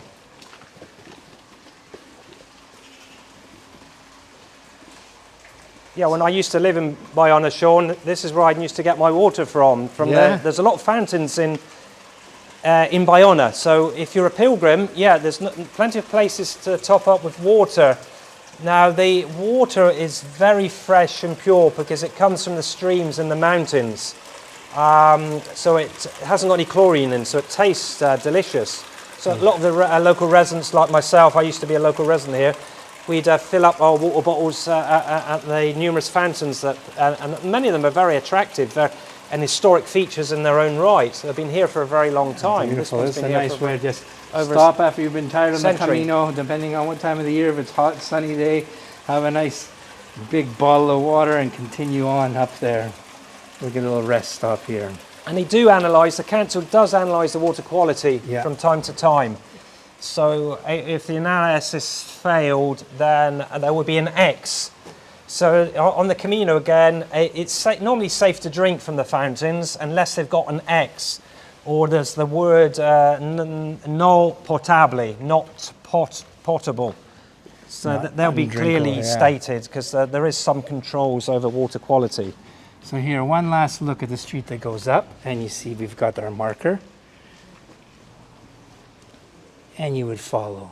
Now we're going to go off the Camino and show you the views of the bay here and show you La Pinta, a replica of La Pinta, the caravel ship that crossed all the way the waters after discovering the Americas. They came all the way here in 1493, arrived in this little town. So when we were talking about history before, about all the tax and all the different people that have visited here, the Phoenicians, the Romans, the Celtium before that. And then we've had later on in the medieval ages an important discovery port where the first word of the discovery of the Americas came in here. So now we're going to cross over. So they've got a nice long promenade. Oh, you're more than welcome, Barry. Said we're covering a lot of detail. Yes, we've got other episodes that we've done in the past where we did about the Arribada, which is the festival of the arrival of La Pinta. So you can take that and look at that on the rewind in our channel there.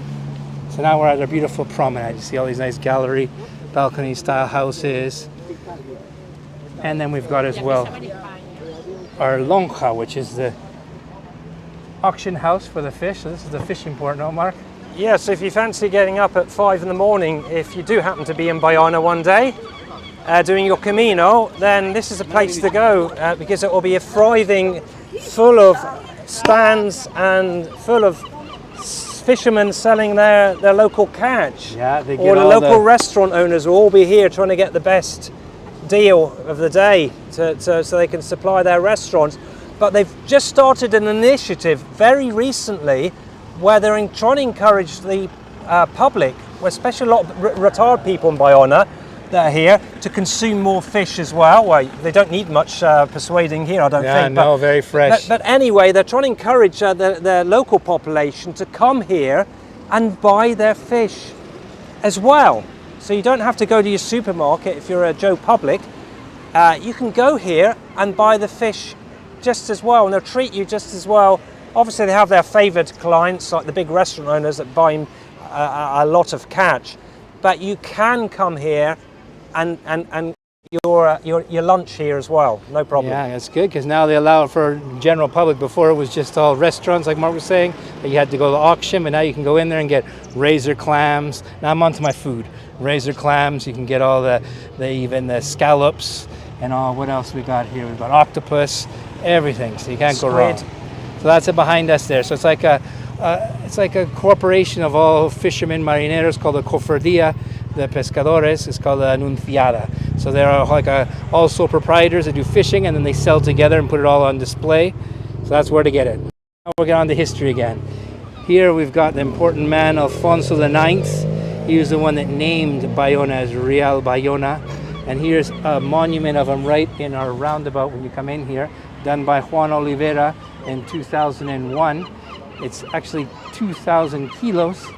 And you see it shows him there pointing down to the ground, saying, I declare this Real Baiona, Royal Baiona. There he is there. And he was a big benefactor of this village and did a lot for the rights of the shipping and trade. So there's Alfonso IX, a very loved king. Lots of kings have been here and done a lot for this village, because up until the 16th century, it was one of the most important Spanish ports. There he is there in our roundabout. So now continuing on, we want to show you, get a little bit closer to the beautiful castle. Oh, I'm in the bike lane. The fortress, which used to have part of a castle, now it doesn't, because it was destroyed. But here's only part of where there's the small fishing boats there, you see. This is the fishing port really here. All these ones all along here, the colorful ones. And then there's the ferry terminal that you would go to the ferries over to these islands, the Sias Islands. Tino's asking here, do you have to light a candle? Oh, in the church you can light a candle. Yes, they have the candles that you can light and give an offering. There's another thing there. Yes, you could see a bunch of them lit when we went out. But here's all the fishing ports. There used to be more fishing before, but then turned into what we see behind, the yacht port being very important. Very important here, sailing. And we're going to go around to the Royal Yacht Club, which is right, that building right over there. But you see it's very open to the bay. And here we've got another monument to the fishermen, dedicated to the marineros, homage of the fishermen here, done in 2004. And it shows them there with his wellies on against the sea. So if anyone has any questions for me or for Mark, go right ahead. We're going to keep rolling and walking along and showing you Baiona. Now we're getting on the other side, so we walk through the streets of the old quarter, and then now we're along the parallel as well to where they've got all the promenade, where it's got all terrace for having an ice cream or having a meal. That building there is a beautiful one. No, what's the name of that one, Mark? Yeah, it's now a hotel. It's called Pafo de Mendoza. Pafo is a Galician word for manor house.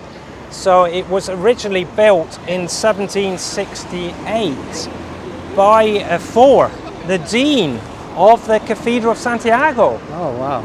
Again, another person that liked coming here for their summer holidays and spend more time eating fish and enjoying these wonderful views that we're having today. Watch, don't tell everyone to come here. The real estate's going to go up even higher than it is. No, Mark? Yes. And that's as well a hotel, isn't it?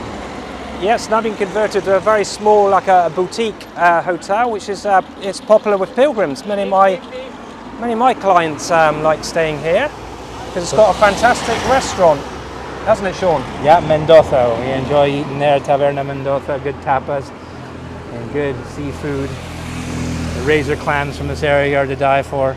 And there's a stone here in the middle. That's a marking of the arrival of the Pinta, isn't it? It's a monument. Yeah, again, another homage to its this glorious historical past. It's the front side of the museum of the navigation. See there, you can see the carving of La Pinta there. But we're not going to cross around there because we're going to go right along to the fort. So stay with us. Okay, it's a nice Sunday for the paseo. Albeit on the cycle lane. Yeah, I'm going to go back on the normal walking path. So we got all the flags here from all over the world.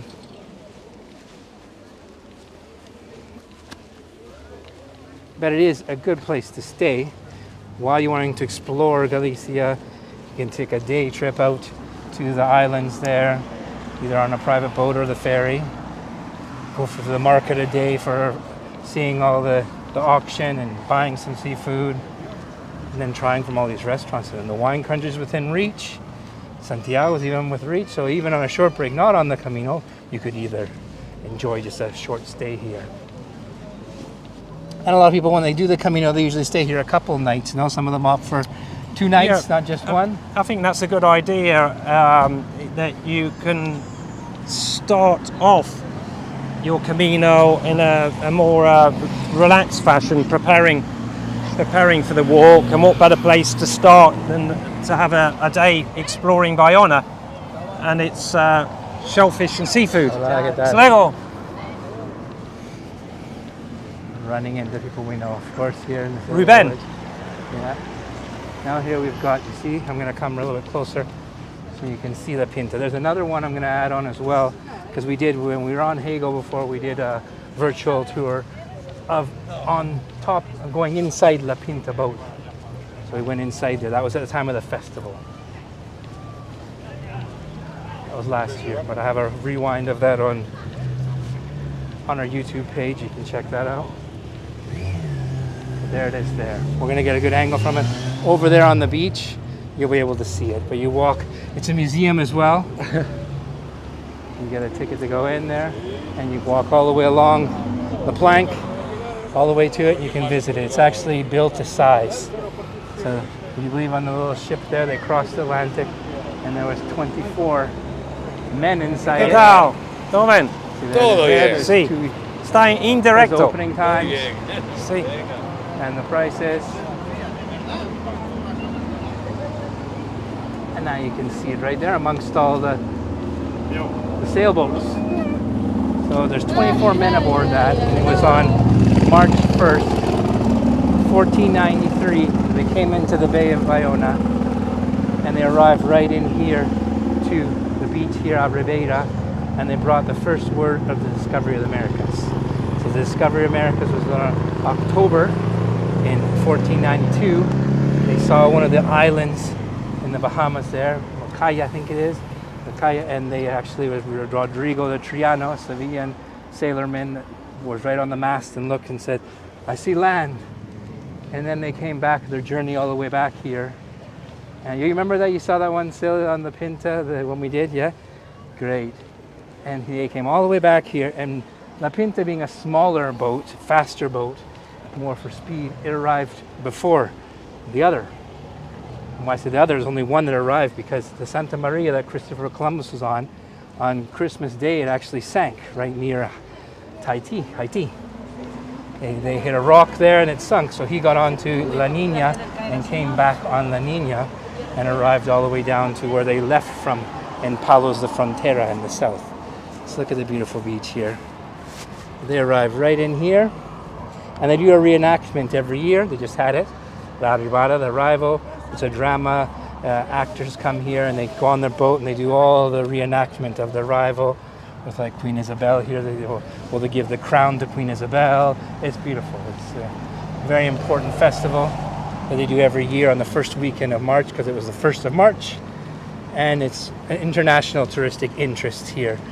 And so lots of people come, thousands of people come to Baiona to enjoy this weekend, this historic moment in history. And we'll get another angle of it from up here. And there's another angle as well. So you've seen Baiona from all different angles today. We've showed them, haven't we? Yeah, and now we're getting into the other reason why people come to Baiona. It's beaches, many of which have got the blue flag status for the cleanliness of the waters that are uncontaminated, and the facilities that they've got to supply the beaches. And I'm sure I was going to say a few words about the yacht club, the Royal Yacht Club. We can also see the tower, so it's actually not a bad place here to point out the tower to the fortress, because the fortress originally dates back, it's been there for thousands of years, but then there's been a lot of additions, like the turrets and the towers. Many of them are 15th century additions. So this is the tower Torre de la Reloj, the clock tower. I don't see any clock anymore. In fact, there used to be a bell tower there, because that they used to ring the bell there as a warning if there was any ships, foreign ships, or any invaders off the coast. So it had again, as part of the fortification, its purpose. It was also used as a dungeon as well. We'll come back to that. Yeah, let's continue on there. Let's get closer up. So the beaches we've got all around the bay here. We've got another one we're going to pass by, because we're going to take the seawall walk. We're going to walk about half of it so you can see. But the whole seawall, how long is it, more or less, the whole walk? Yeah, so the walk is, you can do in about half an hour, so 3 kilometers, but it's a level walking distance, so there's no climbing or anything. It's just going around following the shoreline all the way. So it's a great resource, a great feature for Baiona. Well worth doing the walk around the whole of the outer wall of the fortress. Yeah, I'm going to zoom in here. This is usually the shot of La Pinta there. So you believe 24 men sailed across on that boat. The other boats were different types. The La Nina and the Santa Maria were larger. They were Caracas. So they had like 30, one had 26 and one had 32. This is the smallest, but built to scale. Like I said, there's a museum in it. You can see inside. So that's another thing to do when you're here in Baiona. And they say when Captain Pinzon came in with spreading the news of the discovery of the Americas, that he brought with him 3 Indians. Now, many of the local residents have told me that they believe that one of the Indians was buried very close within the fortress, close to the original clock tower. The other 2 Indians are not sure where they were buried, but they think it was where we were, in the grounds to the Santa Maria Church. So here I'm going to show as well, there's a diagram that shows where their path that they went. They left on August, and they went all the way from 1942, from Palos de Frontera. They went all the way through, and then they came back, and it was through the Azores Islands, and they came all the way first to Baiona. And then they went back down through Lisbon and all the way down to Palos de Frontera again.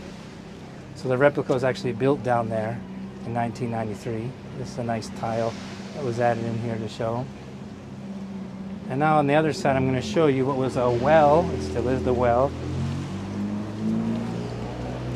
This well is where they would fill all the barrels of water to make their journey back down to Palos de Frontera. Oh, shame about the graffiti.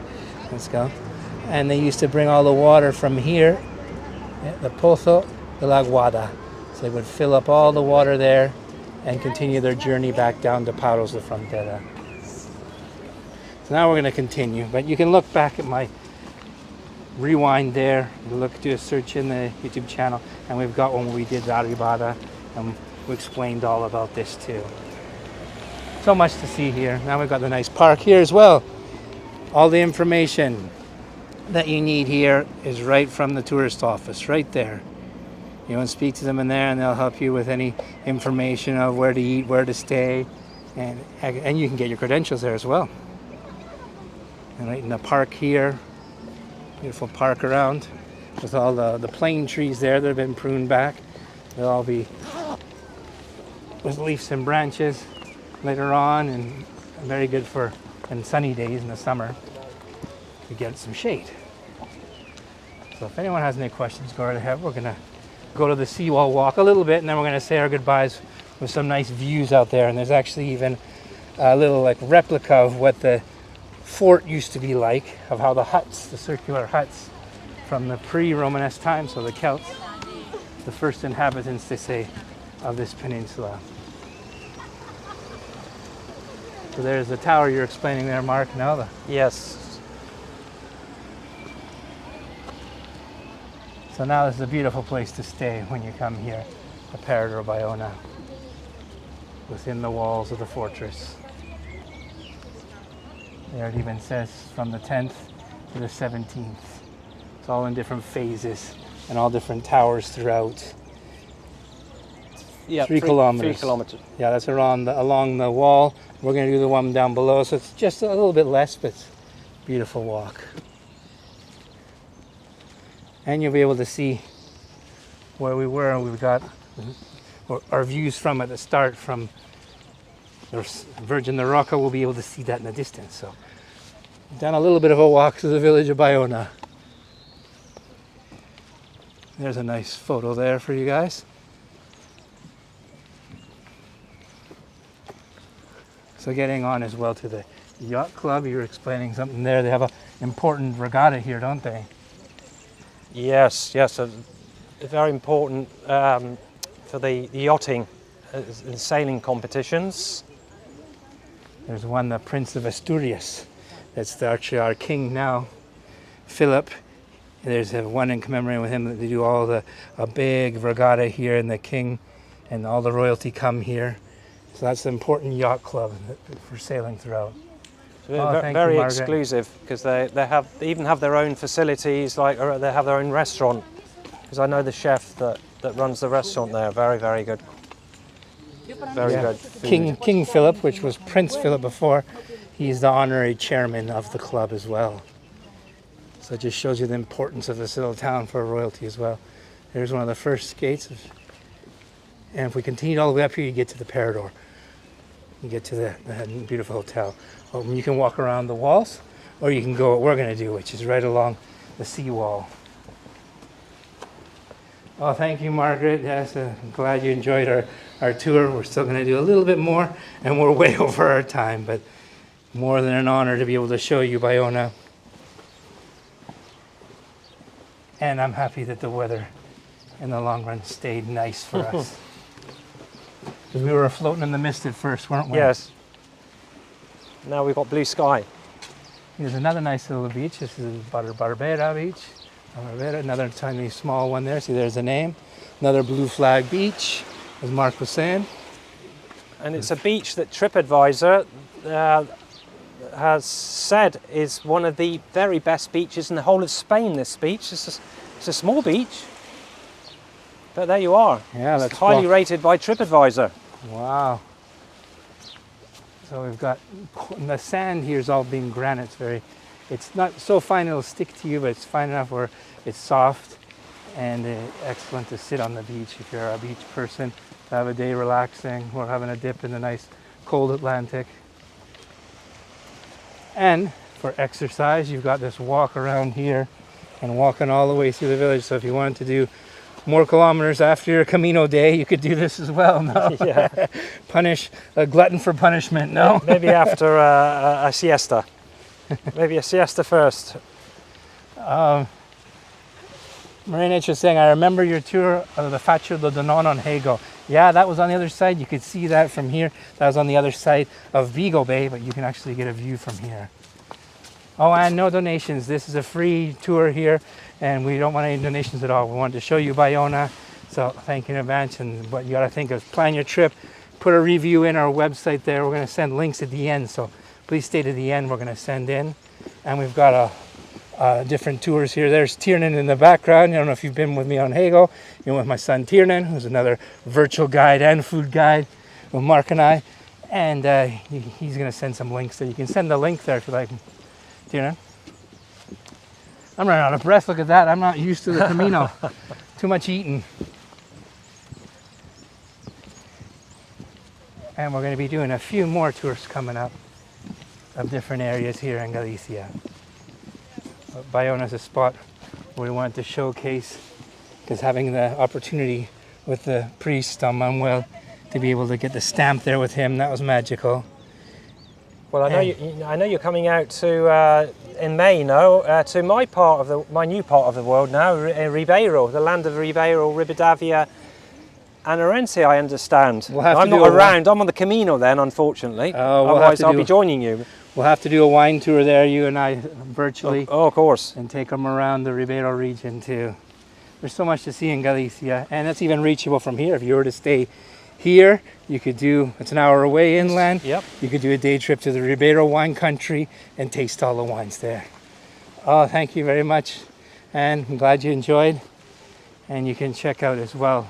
Tierna can send a few links in there. Whoever needs to go, we'll send their links in. So thanks to Baiona there, the town council, that helped us with getting it to the top of the Virgin of Terca and all the promotion that we've been doing in collaboration with them.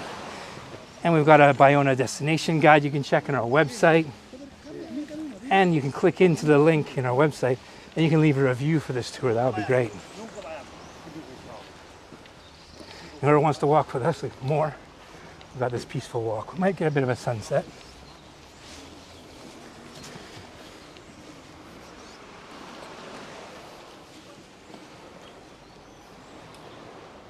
I'm gonna get a drink of water here.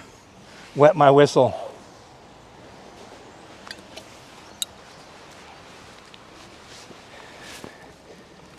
Oh, more than welcome. Glad you enjoyed. And you have to put Baiona on your bucket list and the coastal Camino.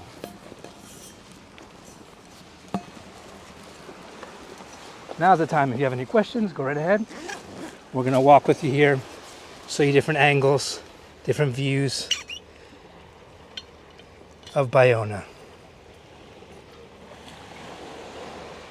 Thank you, Barbara. It is lovely, isn't it? And we'll see all the big mega yachts down here in the summertime.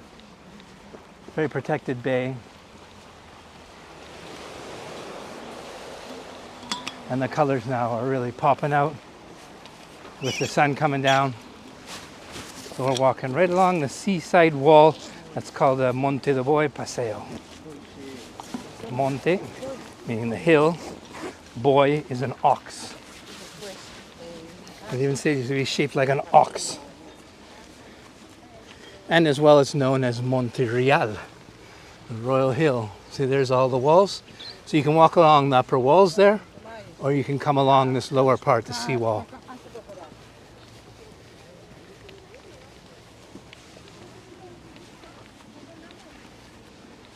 And around this corner here, we'll see again out to the front part of the bay.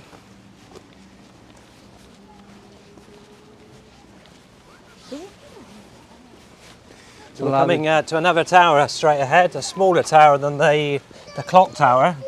It's called the Tinafa Tower. It has some resemblance, again, it's a similar, again, an extension, similar period, 15th century extension, again. It was also used, you can't see the other side, but it was also used as a dungeon as well. Yeah, look at those little small slits in the windows. Yeah. And look at that little window. Oh, thank you, Catherine. I'm glad you enjoyed. And then now, round here. So we haven't got time to go up along the pier. Yeah, it looks quite busy there. We're gonna have to do another one here, Mark. Time goes by fast. So these now are used for natural sea pools when the tide comes up. But this used to be another purpose before.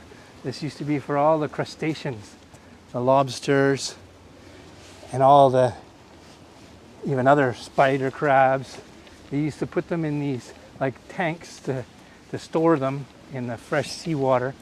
And then they would bring them up into the restaurants and all that and cook them up. So they used to be called fritarias. And now it's almost made like a open air spa thermal bath, you see there? So of course now we're still just coming start of spring. But now when the spring colors come and the weather starts getting warmer, the water does heat up and you can enjoy a nice bath in there. Finally, we can see in the distance, before Monte Ferro, which we haven't mentioned either, you can see the mussel bed platforms. The shadows. I can zoom in there. Yeah, we've done episodes before of the mussel production in Galicia. There's some right here. You see those platforms? Those are all sustainable mussel farms. So these bays are so rich in minerals and all the microclimate it has, the plankton. It's an excellent place for even harvesting all the shellfish and then plus all the wild. You're in a seafood heaven here, Galicia, aren't we? We're lucky. Mark and I, of Scottish heritage. Yes, because what you can't see below, where between the high tide and the low tide zone, is where the gooseneck barnacles live. So we can't see. They're another local delicacy in Baiona. Yeah, they're like the black part of the rock there. But they're good in the right down here amongst all the mussel shells. You can get all the gooseneck barnacles, the percebes delicacy. So let's keep a little walk. You can see these views. We're going to get up to those waves. Now it's just a nice relaxed walk. Any questions you guys may have. But Mark and I, how long have we known each other now? Or at least 10 years, I would say. Yeah. And we both got along well because we're of Scottish heritage. My parents being from Scotland and your parents as well. Me born and raised in Canada. You were born in Bristol, no? I was actually born in Glasgow, because I am actually Scots. So you're Scottish. But I haven't got my Scottish accent. I haven't brought my Scottish accent today. I brought my educated You can put it on. Bristol London accent today for you. But we of course love it here. And the weather, the seafood, the walking, it's just a good quality of life, isn't it? Yeah, very good quality of life here. All this fresh air. We're facing 5,000 kilometres of open ocean, no contamination. It's nice and calm, the sea's nice and quiet now. Turn it around now, yeah. But we're a good, and we've enjoyed doing tours together and then promoting this area to all the people coming from overseas and loving it like what we do. All of Baiona, Galicia, and this whole area. So there again, you can see in the distance the Sea's Islands, a paradise, and you can see the walk there. We're going to continue along. Now you can see part of the palace part of the Parador that used to be of the Viscounts of Gondomar from the 18th century, parts of it. And then the Paradors bought it over and made it into a Parador Hotel in 1966. So, Parador in Spanish means inn, so they were made into these historic accommodations and to take, so they won't get all ruined. Isn't that beautiful? Look at that shot there with the light behind. Let's see if I can even get it out there and look at that. Oh, you're more than welcome, Barbara. Thank you, Sale. Hope you enjoyed the tour. Now you can log into links there. Tiernan, you can send some of the links there for our webpage so they can put the review in. And then as well, Mark has a webpage there that you can see what he does. And for all his Camino wine tours and everything else, you can send that link. And it's all in the description as well of this tour. You'll be able to see that. And there's of the Town Council of Baiona if you need any information. And of course our destination guide. Our website there is eatandwalkabout.com. That's what we enjoy doing, eating and walking about like this, either virtually or in person. So we've got a few fishermen out, small fishing vessels out at the moment. Oh yeah, let's point that out. So I assume they're catching fish. So some wild fish like sea bass. There wouldn't be shellfish. It could be squid, the small squid. Let's zoom in there. Yeah, you can see they're out there. Some of them are going for squid. They can have a jig there or using. It's all artisan type fishing in these boats as well. And they'll have lines out for the sea bass. Any other questions, go right ahead. I'm keep walking along. So I want to get around this bend here. We're not going to walk the whole almost 3 kilometers, but we're going to show you where we started so you can get an idea. Look at the colors now as well, even the sun coming down. The clouds are starting to get all puffy there and the pinkness coming in. Tiernan's going to send you some of our links there for everyone. And this is a free trip, so no donations, no nothing. It's a free tour in collaboration with Baiona. So everyone enjoy. What we look for is the reviews and your comments about what you think about Baiona, if you think you'd add it to your bucket list, if it's something that would interest you to come and join, either doing the Camino, and if you want a guide that'll show you around, either Mark and I will be glad to show you.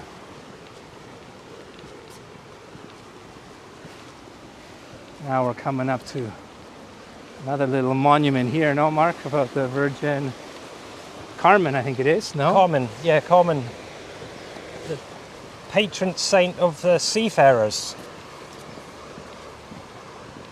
Wow, look at the waves crashing in up here too. The other day, this was just, when we do get the Atlantic storms in here, it'll crash in. And where Angie and I live, and here, over there, that's all the Peninsula of Morato on the other side. So you can actually see it from here.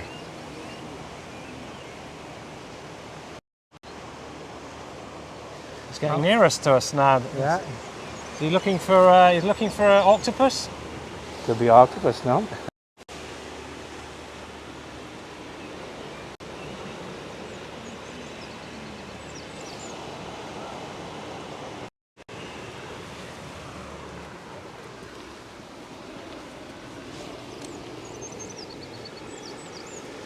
Look at those well-built walls, the fortress there. Standing for centuries.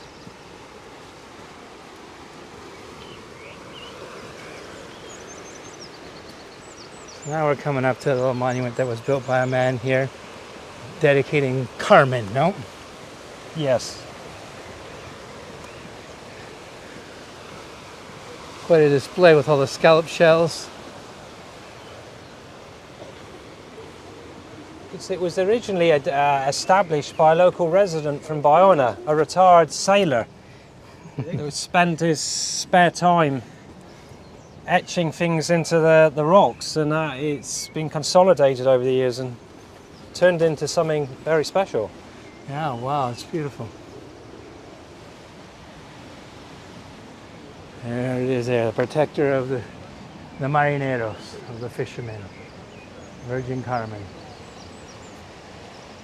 The time of year when they do the procession of the boats with all the flowers on the boats honking their horns, it's another beautiful time in July.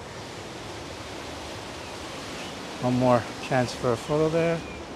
And now we're going to continue around the corner and you're going to get a glimpse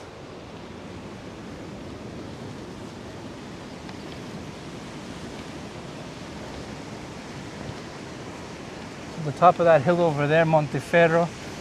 That's a tower, no? A fort as well. Yeah, there's a stone monument, which again is another homage to all the poor seafarers, fishermen, sailors that have died at sea, which I'm afraid even today, every year we do have a lot of people that do die trying to catch fish, shellfish, or out in the open seas. It's a very dangerous open Atlantic Ocean at times.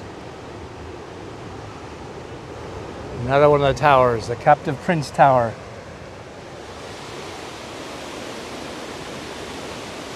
Which, surprise, surprise, was also used as a dungeon. Yeah, that's what's the Captive Prince Tower. They did a little replica down here, and this one here as well. These stone walls, that's another one of these lobster tanks that they used to use way back, start of the 1900s. Called pitarias, but they stopped using these all throughout this rocky coast because you can see the waves crashing in. So when it's high tide and the waves would come, they would wash them out to sea again, so they would lose a lot. And they made another replica of the little Captive Prince Tower there. So this used to be used way back, and you could get fresh crustaceans from here, not only lobster. And I say at some point they could be stored there, like 4,000 kilos inside there in the tanks.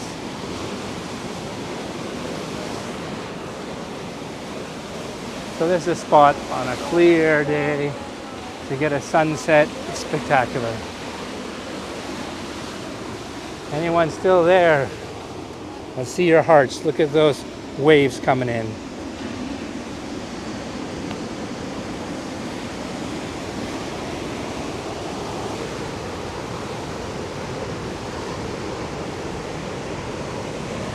That might be a sign that the weather is changing. Got a question here from Vera, Mark, to say, so the Camino is shared by walkers and bicyclists, or is it the bike path separate? That's a good question, because there are sections of the Camino where, yes, everyone is mixed on the same Camino. Now, they have tried to improve the Camino and its safety over the years. So some stretches, yeah, they try and encourage the cyclists to use a separate route that's easier, because as you can imagine, some of the terrain can be very challenging. So generally, especially if a cyclist has got a mountain bike style tires, they can follow the same Camino. So you do have to watch out, actually, because you don't often get warning if there's a cyclist behind you. Boy. They don't always use a bell. So you have to have your wits on you in the Camino as well, even, and be careful, because it can be an issue being a cyclist. You even see horses, and some people even do the Camino in their yachts. Would you believe? You can get your Compostela doing it. A bit of walking involved, even if you do have a yacht, because that will get you to the Galician coast, but you still have to walk to Santiago. Yeah, that's the maritime route, because they say St. James's remains were brought back here to his land, where he had a lot of people preaching. So in year 44, his disciples brought him, they say, on a stone boat, this is a legend, brought him all the way back here, and then his remains were found near Area Flavia in 813 by Hermit Pelayo, and then brought all the way to where Santiago is now, the cathedral. So basically there's a route called the Maritime Route where you can follow where they say that they brought in his body, and then you walk the last portion. So you see that hill way over there, everyone? Yeah, aren't they beautiful views, Justina? Right there. I'm going to zoom in. We're going to see it a bit closer. That's where we were. I believe we just walked all the way around and showed you all of Baiona. How was that for a 360 tour of Baiona? We certainly have covered a lot of distance today. Yeah, but we calculated 1 hour. It was 2 hours. Yes, we've done it in under 2 hours. At least we can say that. Under 2 hours. And now we'll even show you here. Take a little walk to this little sign. And there is a path there, though. Some paths, only some portions where they have a bike path. And yeah, the walkers will share that too. But then through the trails, there's not a dedicated one. So here's the Baiona. The name again, Baiona. So that's the Galician way. The Spanish would be with a Y, Baiona. And it's explaining all about the sea here and all about the area. And it's a beautiful sea, isn't the sky beautiful? Oh yeah, no, we went for a big walk. We said, hey, let's do the whole thing. Why not? We want to show you Baiona in its true colors. Now here what we've got is they've done a little mock-up, really, well, what it would look like, because this used to be all, if you guys went, someone mentioned they were on the Faccio tour, we actually saw one of the oldest Celtic hill forts in Galicia, talking about 8th century BC. Well, here was 2nd century BC, so it was later on, it was the end of the Celts, start of the Romans, but this is to make it look like it's like a simulation, really, of what the huts, the circular huts would look like when you find them. So that's what they did up here. Because they're called castros, hill forts. Yeah, we've gone quite far, and look at these waves still coming in. Just a beautiful night, a change in the weather. No, Mark, you're saying? Well, we're certainly the first to get word of any changes in the weather, but it certainly looks as though there may be a change over the next few days if the waves are coming in like they are now. Though it's still relatively calm, no wind, no breeze or anything at the moment, but it may be a sign that the next few days some of the depressions, the weather fronts may sweep in and hit the coast. Yeah, we're a magnet for having different currents, and it comes right in here, all the Atlantic storms. So, but it adds to the excitement of this area. So there we are again, right where we started, way over there. There you can see the Virgin of the Rock at the very top, and with the waves here. So we're gonna say our goodbye here. Gonna turn it around. Say goodbye with all the in the background. Been a pleasure. Been a pleasure. Hope you enjoyed. Don't forget to, oh, let's get this right. There we go. So I hope you enjoyed your time with Mark and I, the walk on the Camino here and beyond in Baiona. Beautiful town. You have to put on your list to come and see it yourself. Virtually is a great tool to show you it, but you got to come here with us so we can show you. You can taste the food, you can meet the people, and really get the whole feel of it. No? So thanks everyone. Bye-bye. Thank you. And see Take you care. soon. All the very best. Don't forget to check our website there and Mark's website, and as well all about Baiona. So take care everyone. Bye-bye. Good evening. Hasta pronto. Loved every minute of it. Oh, thank you very much, Natalia. And we're going to walk silently now around to the end. If anyone has any questions, go right ahead. I'm going to continue it because we've got to go this way.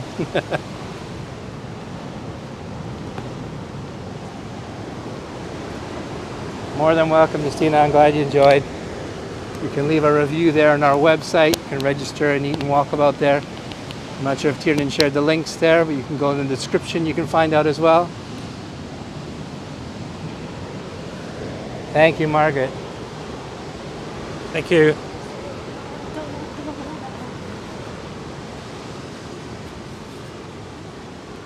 And anyone that hasn't subscribed to our channel, subscribe because we're going to get a lot more stuff coming up soon.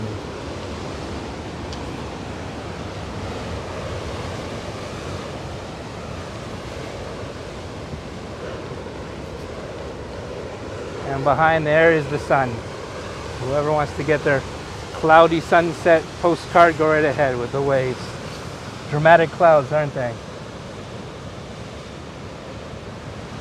The mackerel sky.